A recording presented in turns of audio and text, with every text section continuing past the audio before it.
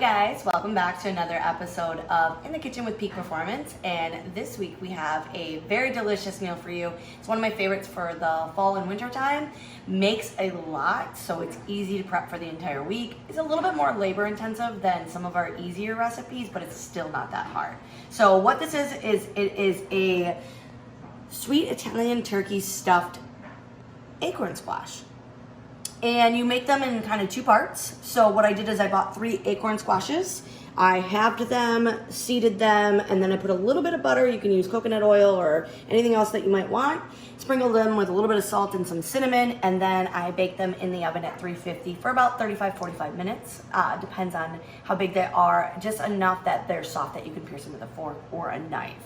You just bake them, leave them on a baking sheet, nothing else with them.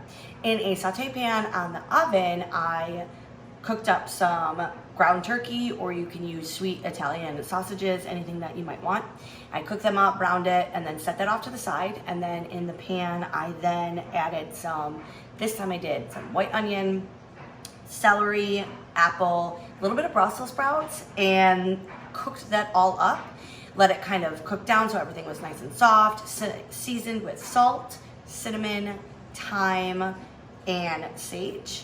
And then mix that all up, and then I put that in a bowl with the sausage, mix it all on top, and then once the acorn squash was out, I put that all in top of the acorn squash. So now we each have some delicious meals for this week.